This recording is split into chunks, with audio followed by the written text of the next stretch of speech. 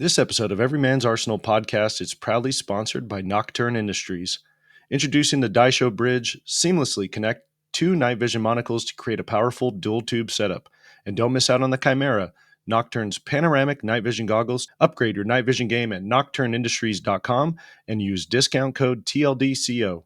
Nocturn Industries, lighting the night for Everyman's Arsenal. What's up, everyone? Welcome to another episode of Everyman's Arsenal podcast, a podcast dedicated to learning more about the folks that you might see on the Thin Line Defense Co. YouTube channel or social media influencers that we interact with. And today we have Elliott from the Elliott Delp YouTube channel.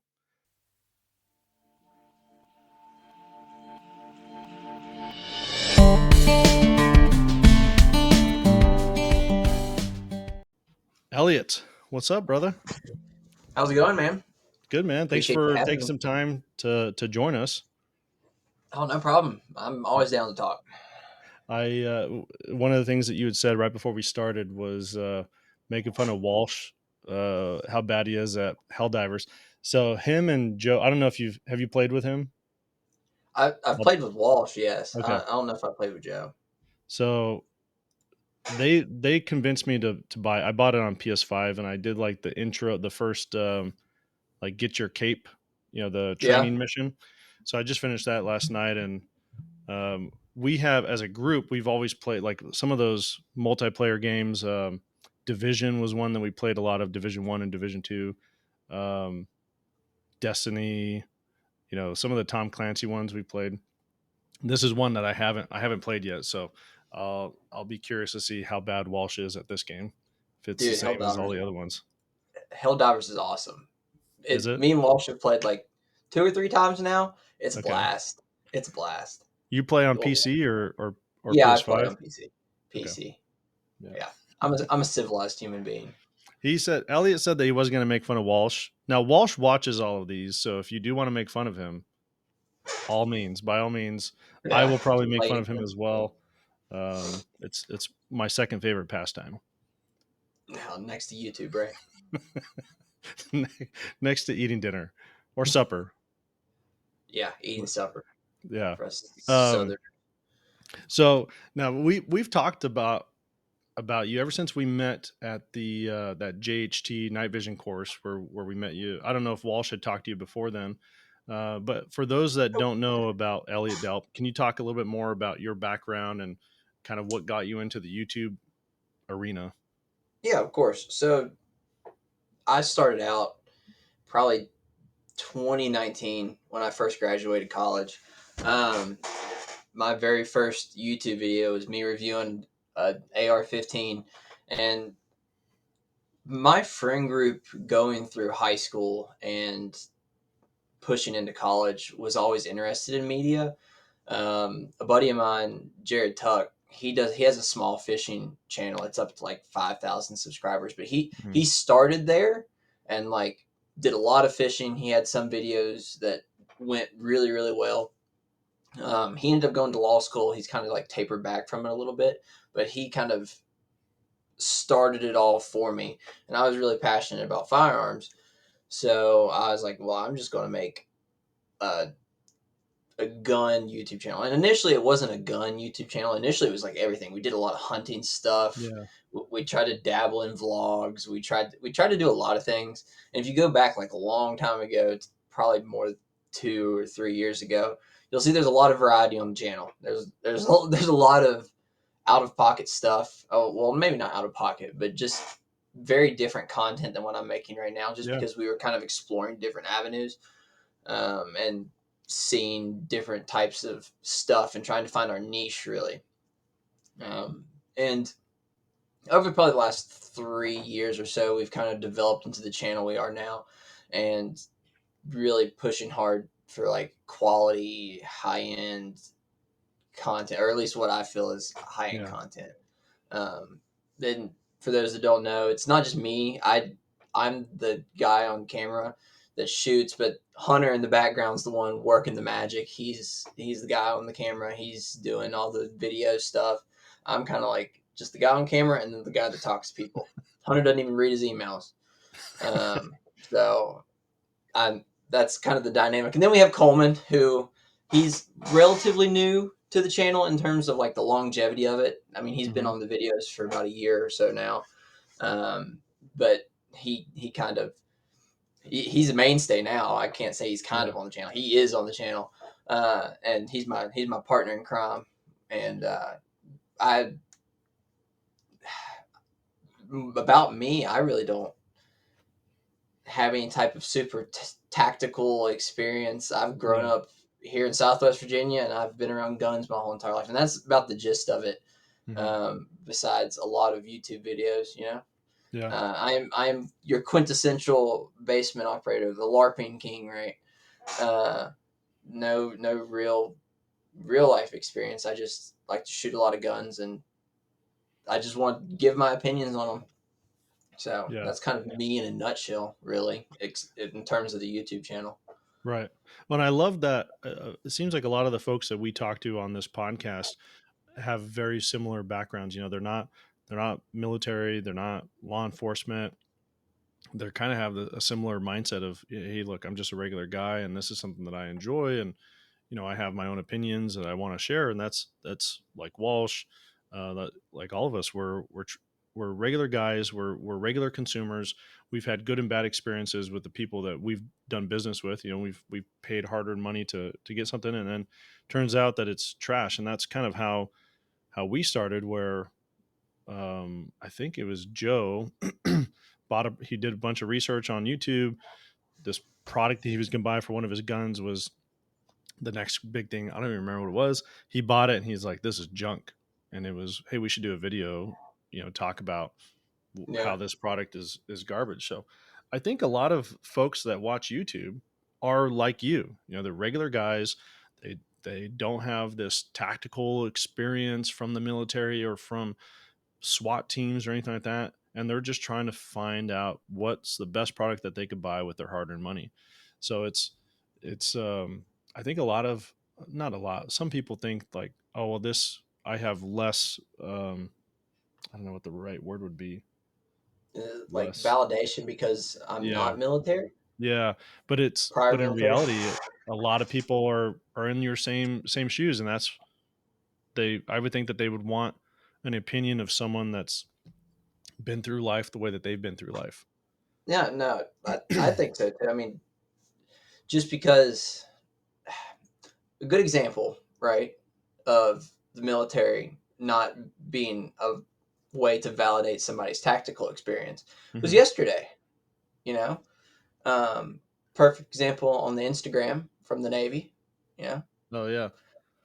so I mean, I kind of view it as like it is a hurdle, but I've kind of brushed it aside, and that's one of the things that I thought going into it would be a challenge, and it definitely was because you definitely hear people that like, oh, he's not law enforcement, so Yeah. what does he know? And that's a fair way to come at it, I guess. I don't shoot at people Yeah. or have to encounter stuff like that. I don't have like real world tactical experience. Um, but when I make my content, I feel like you were saying, like I'm just I want to be a prepared individual, a prepared, you know, citizen. Yeah. I want to have firearms at work. I want to have stuff that I like. I want to have stuff that's comfortable to wear, that's comfortable to use. That you know, if it says it'll do something, I want to make sure it does it. Yeah. And you know, I can't attest to like hardcore durability that some people that have jumped out of airplanes and landed on guns can attest to. Yeah. But I I feel like my opinion is just as valid on how good a gun shoots compared to the next guy down the line Right. that does it. And anybody can do what I do. It's not like I am doing something incredibly niche, and it's out on the whim. I don't come from like money or anything. A lot of Hmm. people comment on my videos like this is daddy's money right here buying guns. It's the most insane stuff. I'm like, I have a full-time job and Yeah. I work and I don't do YouTube full time, and anybody that like can save their money and can have an iPhone or whatever can make YouTube videos. And if Yeah. you go back to my very first ones, they suck. I mean, they are bad. And it's a progression, and I'm Yeah. finally getting to the point now where they're getting better and better. But back back in the beginning, I was really just going for it, and sometimes that's what you have to do. But anybody can do it, so I Yeah. mean, I always recommend people to go for it. Well, it's interesting. One of the things that I saw in I think it was a podcast that Mr. Beast was on, and he talked about him, and I think there was three or four others, not really friends, but YouTubers, and they were kind of growing up in the YouTube world at the same time, similar content, and they all got to about 1 million subscribers. I think it was 1 million subscribers all around the same time. And then, you look at, he talked about how none of them really maintained that consistency, and one went off to college or did something else, and they all kind of just tapered off. He was the only one that stuck with it. And that's something that we've tried to do in our at the Thin Line Defense Code channel, is consistency. We found consistency is the best thing about making videos. If we are consistently dropping a video every Sunday, people kind of come to expect it. We have our Thursday night live chats. We try to have a new podcast episode every Tuesday. There's a lot that's going on, but I love the ability to. It's not just one person doing all. Walsh is super busy making video content. I have the podcast. I try to manage the live chat. Um, I was doing a lot of the shorts, but that got taken over by someone else. So having friends that you can rely on and kind of divvy up that responsibility, I think eases the burden for everybody. And Oh that's something that yeah, I really enjoy. I'm a subscriber of yours. I love whenever I'm flipping through YouTube shorts and come across one of your shorts, it's you and is it Coleman? Coleman. Yeah. Coleman. Um, We and call him the way Sparky that a you lot because he's guys, an electrician. okay, So Sparky. yeah, Sparky. Okay. The way that the energy, pun intended, that you guys use to play off each other, it's something that I wish that I lived closer to Walsh, because I think we would do that a lot more. But that relationship and the energy that you guys show, I think shines forward. And I'm wondering, what made you go the route of maybe not deciding to have a partner on camera with you, but being comfortable enough with that? Why did you guys go down that route instead of just it being Just Elliott me, only? right? Yeah. So initially it was Hmm. like I had mentioned for the longest time. We started in 2019. For the first like 3 or 4 years, it was just me, and then Coleman and I actually didn't become friends until probably late 2020, early 21, and then we didn't become like really, really good, like the level of friendship we have Yeah. now. He's one of my best friends right now. Um, that until you know probably a year or so ago, and then I we share a lot of the same interests. So Coleman and I both share like enjoyment for the outdoors. We both like to go hunting. We both like to go shooting. Um, we both like dressing up in kit and running around behind barricades Sure. naturally. And I just thought it was a no brainer. And Coleman and I differ in opinion on a lot of stuff Hmm. in terms of like what we like.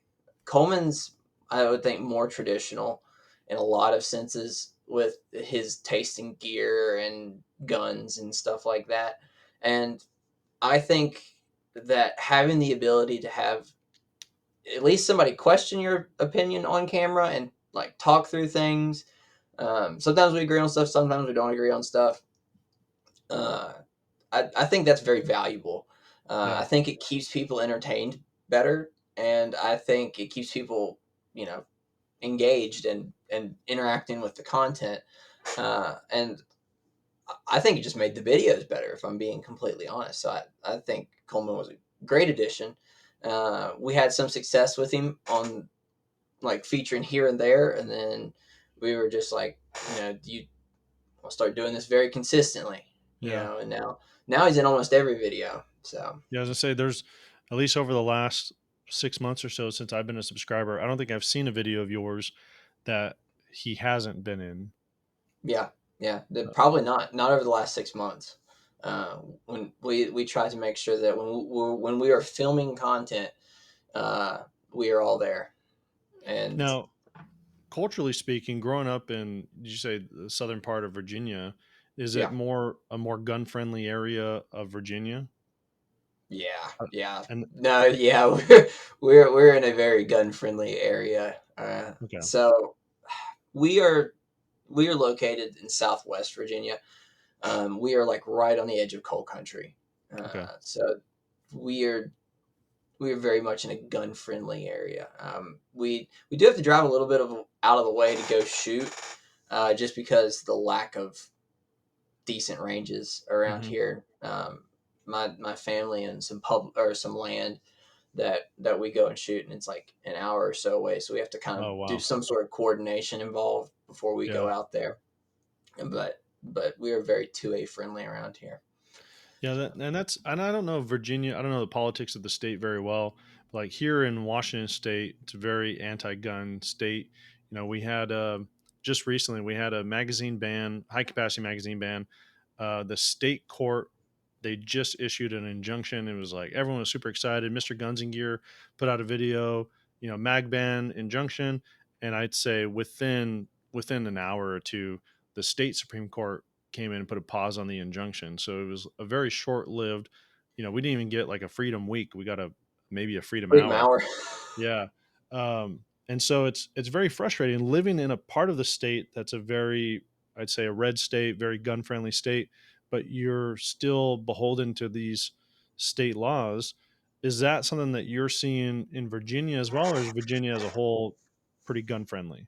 So we probably have the same issue that everybody else has, right? We are controlled by Northern Virginia pretty much in Right. terms of like the voting power, right? Yeah. Yeah. Yeah. And and that tends to be the not gun friendly area. You know, the areas around Washington D.C. and the Richmond Norfolk area, they're more anti gun. Hmm. Um, our governor right now is doing a pretty good job at fighting all that off. We had something pass the House and the Senate this year that was like probably the worst bill I've seen come through. And he did veto that. He did let some gun legislation go through, which, you know, Yeah. I'm not a big fan of, obviously. Right. Uh, but he did stop the main one. It would have been better if Okay. he stopped it all, but Right. he did stop the assault weapon. It was a very wide encompassing assault weapons ban. It would take out suppressors. It would like everything would Oh have been. wow. I wouldn't be able to do what I do. Yeah. Uh, so it it does suck in that sense. So that's one of the downsides of Virginia. Luckily, Tennessee is an hour from me, so Oh, okay. if it gets too bad, I'm going to you know just hop the border and Yeah. move that away. But it is frustrating. It does make me worry about the YouTube channel because like our governor goes up for election here soon, Okay. and I hope we keep him, but Yeah. you never know. And that's Yunkin? Yeah, Is yeah, it Yunkin? Youngkin. Yeah. Yeah, it's So interesting. My well, I'm kind of in a predicament. You know, I tease my wife. My wife's sister lives local to us. We're not from Washington State, but there's a lot of conveniences of being close to family that we love and appreciate. Like having my kids grow up with cousins around. There's a lot of perks there. And then I look at the gun side of it. It's like, man, if that one thing was fixed, I would have no problem staying here. Um, but the family is such a strong pull to keep me here. The likelihood of me moving is slim to none, I'd say, in the foreseeable future. But yeah, it hasn't, you know, like our assault weapons ban included stuff like a Ruger 1022. Now, a friend of really, mine, yeah, so because it's semi-automatic, it has a detachable magazine. Like those are some of the features uh, that would qualify a weapon as a quote unquote assault weapon. So, a friend of mine who's very liberal with 2020, I think he kind of got this idea of like, at least I should at least know how to use a gun or be comfortable around a gun and my family. So he had reached out to borrow my Ruger 1022. And so I told him, okay, well, we got to go down to the gun store. There's no private party transfers in Washington legally, so we got to go down to the gun store. You got to pay a $30 transfer fee. We got to transfer the 1022 to you. You can go off and shoot it, and then when we're all done, you got to transfer it back to me. And he was like, "Seriously, you have to do all that?" I'm like, "Yeah, yeah. This is what you voted for, right? You vote these people in. This is what you get." And so I think a lot of them don't understand the complexities of the gun laws that come into play when people that they vote for try to push these laws through. Um, it's very irritating and frustrating when you realize like, oh, they had no idea. They just saw a D next to their name and they voted for it for that person. Yeah, yeah, it's real. It's really impactful, Yeah. and it affects a lot of people, and it's awful. So I Now, I feel for you, man. I'm it's so I can't so does imagine. everyone else, and that's something that you'd said. You know, this fear of like for us, the YouTube channel is not going to go away because there's not a reliance on the laws of Washington State. Thank goodness.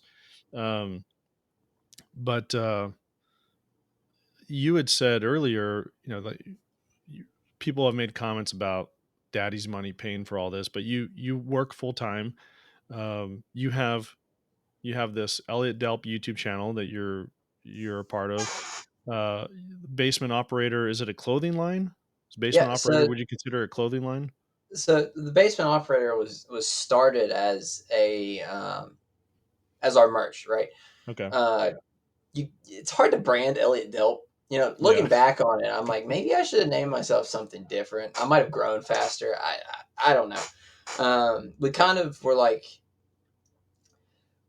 we were watching a lot of content at the Hmm. time, and a lot of people had different names. And then we saw some people branding to like backwards branding to their personal name.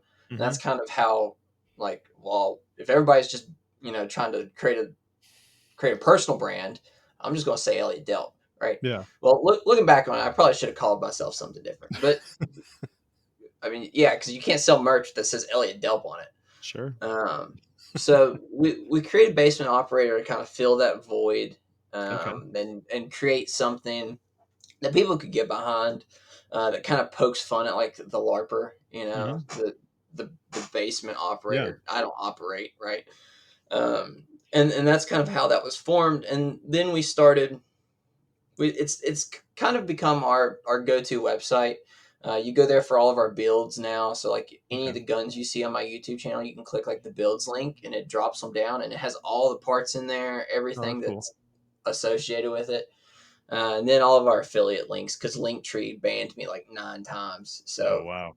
we had to we had to make our own. Okay. Uh, so that's what the basement operator is. It's basically an extension of my YouTube channel. It's just the not the Yeah. Elliott Delp And clothing. then I've also seen you. I don't know if you're running it completely, but I've seen you as part of the. Is it Take Someone Outdoors? Yeah. So take someone outdoors is a separate extension. We do a lot of media work Hmm. on the other side of things. So like we run our YouTube channel, but we also do supplemental content for people. Okay. So people will be like, "Hey, we want photography," or "Hey, we want videography," or "Hey, we want some sort of marketing strategy," or something like that. Yeah. And that is what Take Someone Outdoors does. It's kind of all encompassing, like not Elliott Delp, not Basement Operator. It's kind of like a different branch. Okay. And it's I mean, if you info at Take Someone Outdoors is like my public email, right? Okay. So when people see that, I mean, I don't get too many questions about it, but Yeah. sometimes people do get confused. They're like, "Well, what's Take Someone Outdoors?" And I have to explain to them, it's like it's not something you typically see. It's like stuff that companies mess with, Okay. you know. So it's different. I Yeah. wouldn't say that the vast majority of people will ever have to interact with Take Someone Sure. Sure. Outdoors. Sure. So, It's mainly, yeah. well, so you got your full time job. You got your Elliott Delp YouTube channel, you got Basement Operator, and you have the Take Someone Outdoors. How do you divide your time across those four platforms? I mean, I'm Uh, considering your job a platform there just to incorporate it, but um, is that a struggle that you find trying to deal with those four? Not really. I I would say I'm a very busy person. If you ask any of the people I work with, they're like, he's Hmm. insane. Um, I have to schedule literally everything. If Okay. I'm wanting to eat dinner with my family, I have to like schedule that out like a month in advance Hmm. because I'm either filming, taking photos, shooting stuff, zeroing guns. Yeah. I'm working on. I mean, I'm busy. You know, still find time for hell divers naturally, Yeah. Of but course. of course, but it's a juggle. But I want to stress this. I couldn't do it without Hunter. Okay. Um, he is like the backbone. I can never give him enough praise as Hmm. he is the absolute. He does way more than I do. He's editing stuff for us. He Okay. is the guy that handles the website. If I'm going to be honest, I usually show up for filming and I mess with guns and talk to people. Okay. And he is the guy that like Everything puts else. in this the hard work of Yeah. editing, and that's the time consuming part of it. Because like if Yeah. you break it down, like I can talk to people during the day, and then coming home after work, I mess with the guns, I shoot the guns, I do the setups and stuff. I'm Yeah. downstairs changing things, but I get to split that all with Hunter, and he takes the other half of it, and that really helps a lot. So, like back when I was doing this all by myself before Hunter came along, and I released 3 videos a week for Okay. like a year straight, Golly. and they were like probably 8 to 15 minute long Oh. videos, and I did that for you. It was horrible. Yeah. I was doing all the editing. I was doing everything. That was rough. But Yeah. I bet. when Hunter Golly. finally graduated, he graduated with a media degree. Me and Hunter have been Okay. best friends since like kindergarten, Okay. and he was like, "It's time to offload." And we kind of have our two separate roles now, Hmm. and that helps a lot. And there's not really that much difference between Elliott Delp and Basement Operator Sure. because there's just not a lot because with the Basement Operator stuff, we outsource our design work to some awesome dudes. We come up with the concepts, but then we're just like, take these, man, Yeah. and they do the heavy lifting with that. And then other than that, there's not really that much involved in Basement Operator. After the website was initially set up and launched, it's kind of really plug and play unless we want to do like a big update. Okay. And all the stuff is made to order or drop shipped. Hmm. We don't sell enough to have massive amounts of inventory just on hand. Um, so it's really not as much as you'd think. Sure. And once you get the hang of it, it's very manageable. It's no different than somebody else just having like a hobby they were really into. Yeah. That Yep. takes up a lot of time. Yeah. So I know we it's joke. doable. Sorry. No, you're fine. You're fine. We one of the guys on our team, Cody, the running joke in the team is his hobby is finding new hobbies. I mean, he's just, he went from airsoft to kayaks. I think the latest thing now is he got I think it's a Honda Grog, like a little motorcycle Grog Yeah. or something like that. Um, but he's got. I don't think I'm exaggerating to say that he probably has a dozen guns that he's purchased that he's never shot before. Has a muzzle loader he's never shot before. Like it's just his that's his hobby. He's like, oh, I like this thing. I'm going to buy it, and then it just sits in a gun safe and never goes anywhere. Yeah. So, Yeah. I know a few people like that. Yeah. um, yeah, but the it's interesting to hear like this. I totally get you, man. Doing the multiple videos a week, the way that we do it here, we don't have an editor, so any content that I make, any videos that you see, any review videos that you see on our channel of me, I did all the videoing, the editing myself, and the same thing with Walsh. Like Walsh does all of his own videoing and editing, um, and the the benefit that we've seen of having two people that make their own videos. If Walsh decides to go on a vacation or something, we're not going to lose that consistency of having a Sunday video because Jason or Joe could take that over. Um, but with you guys, like it's kind of a similar but different concept where instead of breaking up who's doing what video, it's Hunter's going to be doing the editing, right? Elliott's going to be doing the review portion of it. Do you guys? And if you don't want to share, I don't feel obligated to. But do you guys like script out what you're going to say ahead of time, or is it just kind of you and Coleman off the cuff? Hey, we hate this thing and this is why, or we love this thing and this is why. So Hunter would like to say that we should be scripting stuff more for the amount of outtakes we do.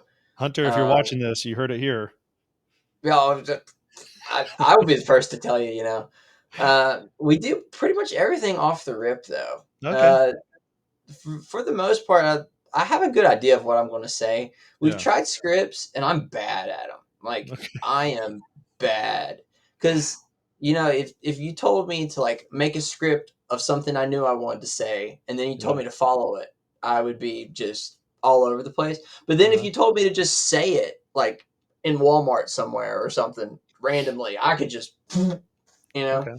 So I think it's more of a I don't know.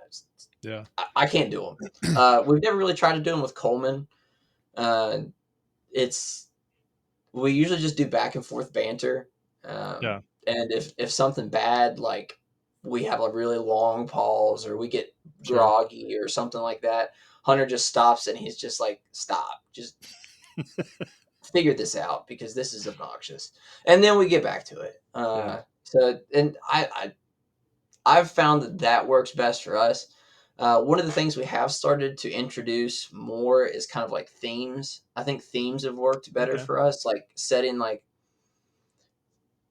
not necessarily scripts, but like bullet points throughout that we Yeah. know we need to hit, and that's how we talk. So Yeah. like we'll start the video, we'll be like, all right, first thing you need to do is introduction, then sometimes we'll do sponsors first, and then sometimes we'll do like intro to the video. We're Yeah. kind of playing with that. We don't really know how we like to do it yet. Right. And then we'll be like, all right, now you need to talk about the upper. Now you need to talk about the lower. Now you need to talk about how I perform. Now you need to talk about who it's for. Now you need to talk Mhm. about this and that.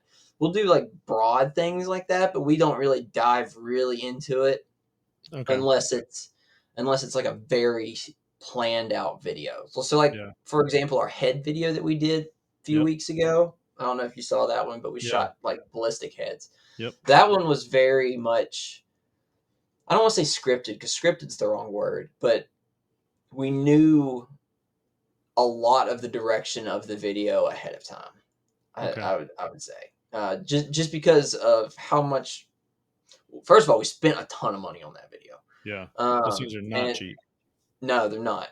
And there was just a lot involved. We had a ton of different calibers. We had a ton of different ammo types in there that we had to remember what they were and remember to talk Hmm. about them. And because a lot of times you get carried away.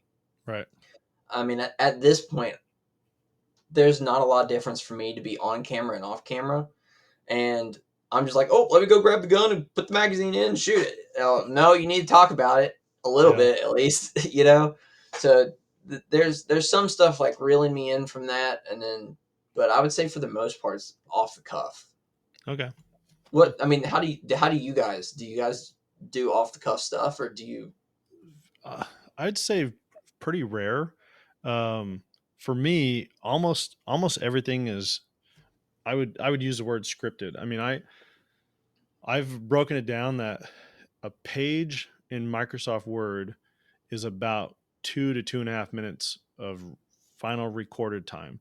So if I know I want a 10-minute video, I need to have a 4-page script. And it's a lot of Oh, memorizing lines. Yeah, I know. It's a lot of memorizing lines, multiple takes, and usually what happens is memorize a line, and then I kind of get it close enough because there's enough. I like, especially by the third take, I'm so frustrated that there's my own frustrated personality kind of comes through, which Walsh thinks is funny. So I get angry about stuff and like this is BS, stupid thing, and he'll start laughing about it. Um, so there's a little bit of off the cuff stuff, but most of it is script. Even the jokes that you hear, you're like, it's stupid, man. It's very like dad jokish, right? So I'm like typing up my script, and I already know what I want to talk about, and like I've messed with the gun or with the gear enough, um, and it's like, oh, this stupid clip was.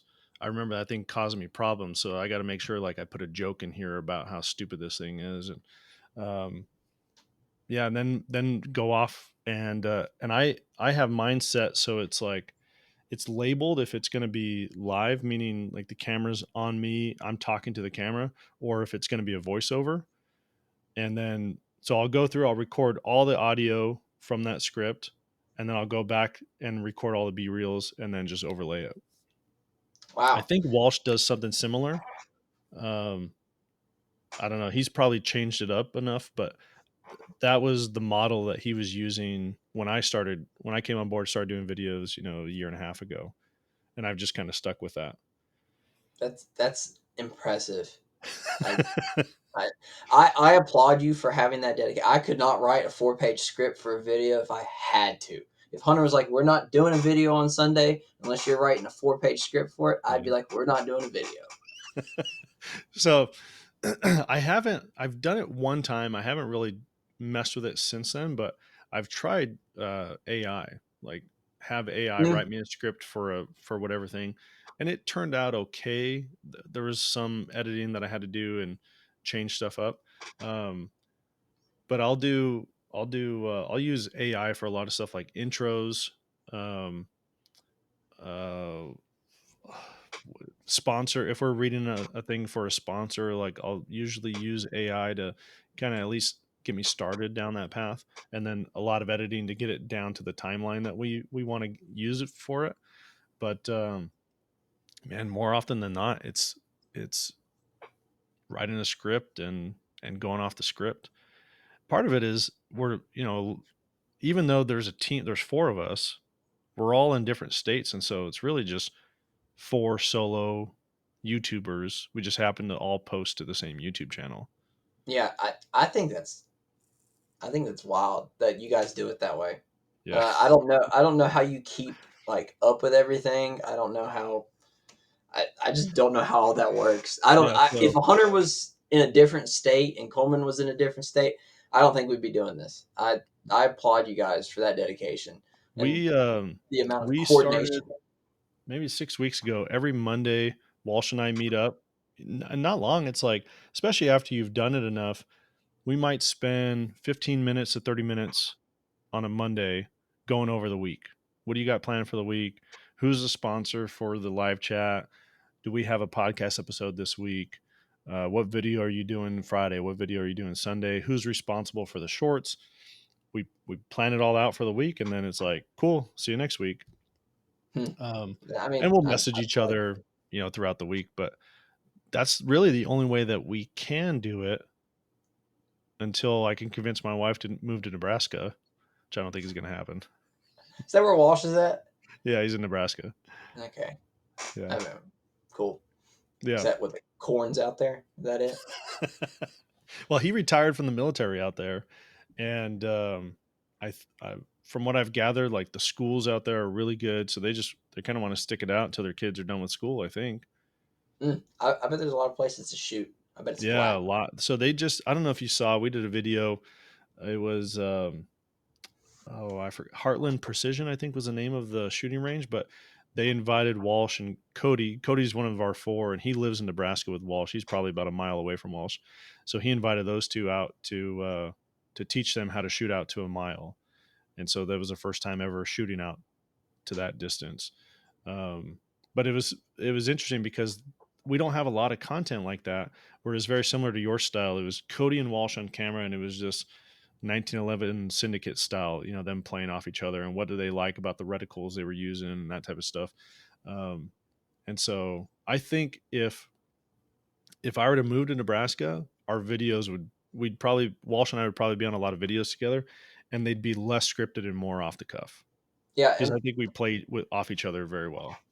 that's one of the things that I do like about doing it off the cuff, and I think for me personally would take away from our videos is Hmm. because like Coleman might say something completely idiotic Yeah, and we go off that, or yeah, I say something dumb because I mean everybody says something dumb. I right. mean, you mess up. Yeah, You say something. I call, like, I think in the last video I miscalled I called it a double feed, but I got like a brass overbolt or okay, something like that, and I called it wrong on the video. Of course, somebody commented on it, yeah, um, and and Coleman makes a joke off of that, or something, and yeah, I think some of it's organic, yeah. and I You're think right, that's absolutely right. what we like about it is the fact that it's rough to get good at doing organic stuff, because if you go back and like watch a lot of my old videos, I had a really hard time just talking to the camera. Yeah, I had an issue just coming up with things to say, whereas you kind of got to treat the camera like a person, and then you start yeah, to improv things. Like you improv, like we're improv talking right now, right? right, We're not. This isn't scripted. You got to kind of treat the camera like I'm treating you and talking to you, and you got to just pretend it's listening, right. you know? Yeah, And it's a skill that's not easily obtained.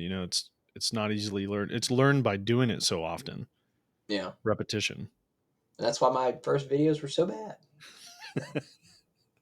Well, so you guys have grown crazy over the last year. I think are you over 120,000 subscribers now? I don't You're know. over 100,000. I know that. Yeah. Exactly. Let Let me me Google it. I'm gonna Google it. what 107,000. 115. 150. Yep. 115.9, because the point nine is important. It's like 5'11 and 3/4. Um, Yeah, exactly. No, I'm 26 in 3 months. Um, so, what would you say now, doing this for as long as you have, and honestly, I mean, 4 or 5 years. That's quite a long time to be making YouTube content. What would you say is your biggest struggle that you're facing now? Money. So you know how you asked me how I did everything I do? Yeah. I I need to quit my job. That's all right. So the behind the scenes goal, right, Hmm. over the next little bit, Hunter needs to quit. Hunter gets first privilege to quit because he does the actual most time consuming work we do. Yeah. So Hunter will reap the privileges of having a YouTube channel before anybody does. Even though it says my name, Hunter will be the first one to quit the job. Uh, so our goal is to become more monetizable. We need to figure, actually, I think we figured out like our target audience. Hmm. Um, we are starting to, I guess, trim the fat in terms of what we pick up in terms of content. We are Yeah. becoming incredibly selective. We know what doesn't work and we know it does work. Yeah. And it's been hard for me, because we have these relationships with companies that like our content, and they're asking us to do more content, but I know stuff's not going to work, and I Yeah. know stuff's not going to perform. It's going to hurt the channel, and in turn it hurts our ability to monetize, because somebody looks at it and they're like, oh, you got a video with 50,000, you got a video with 25, you got a video at 10. Why do you have a video at 1,000? Yeah. you know like, why would I want to have the potential to advertise instead of hitting those three bigger ones? Am Right. I going to randomly get 1,000? Yeah. And so I think our biggest struggle right now is finding sponsors, finding people willing to pay to sponsor, and Yeah. also to monetize on YouTube. We're really struggling with figuring out how to monetize gun videos.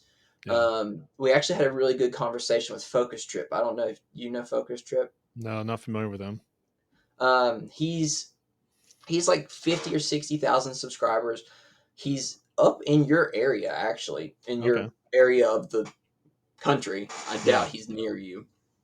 But we were talking to him at the gathering at PSA, and he was saying that, excuse me, he uploads like 5 versions of his video, and they all go limited initially, and then he Mhm. reviews them all.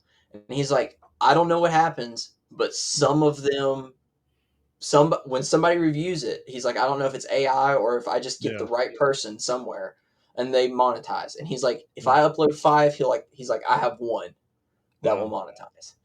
And Hunter and I Goodness. have been adapting that. Okay. We've This week's the first week we've got it to work.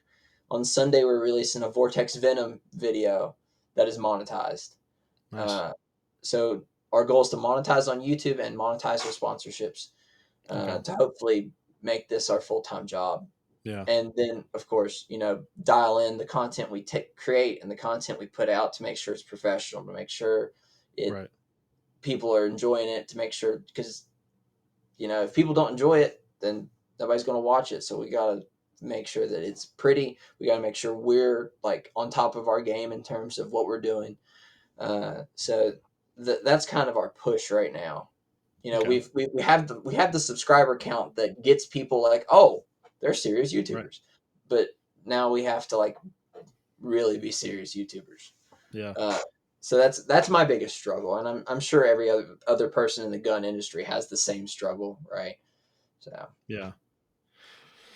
Well, man, it's been almost an hour of us chatting away. Where can folks find more about you guys? We mentioned the YouTube channel, but you guys are on any other social media? yeah, so you can find me on Instagram, Elliott Delp, I think is the handle. Elliott_Delp. Elliott_Delp is my Instagram handle, and then if you go to basementoperator.com, we have everything linked there. Okay. So that's like the easiest way, or you can Google my name and I will pop up. Yeah. Um, Yeah. it, The I'm there. YouTube channel, Instagram, Facebook, even all that stuff pops up. Yeah, Facebook. Oh, and you're on X as well. I think so. I don't Yeah, post though. that's the place to be, man. I heard. I got all kinds of people at work. They're obsessed with Twitter or X or Yeah. whatever it is. And I'm like, I haven't been on Twitter since I was in high school, before I even thought about doing YouTube, if Yeah. I'm gonna be honest. So maybe I'll get into it. Right now, I'm slave posting everything to Facebook. So like, if it posts on Instagram, it posts the exact same thing Sure. on Facebook. I probably should be better and actually post like dedicated Facebook stuff, because there's a huge market in Facebook. Okay. But um, I haven't given it the time it deserves, unfortunately. Well, you're But trying to split your time across four things already. yeah, but I Yeah. mean, What's a what's another fifth? thing? Yeah, what's a Yeah. fifth? I mean, something's got to Oh man. suffer. That's just my day job. So, Yeah. There you go. No big deal. nah, no biggie. Well, man, I appreciate your time today. Thanks for joining us and No, I giving us enjoyed a it. chance to learn more about you. Yeah, next time we'll come on here and I'll just talk about how bad Walsh is at Helldivers, and we'll just Yeah, have a game talk. we could we could do that next time. Yeah, yeah, All right, buddy. Well, thanks again, and we'll catch all you guys next time. yeah. I appreciate it. See you. See you.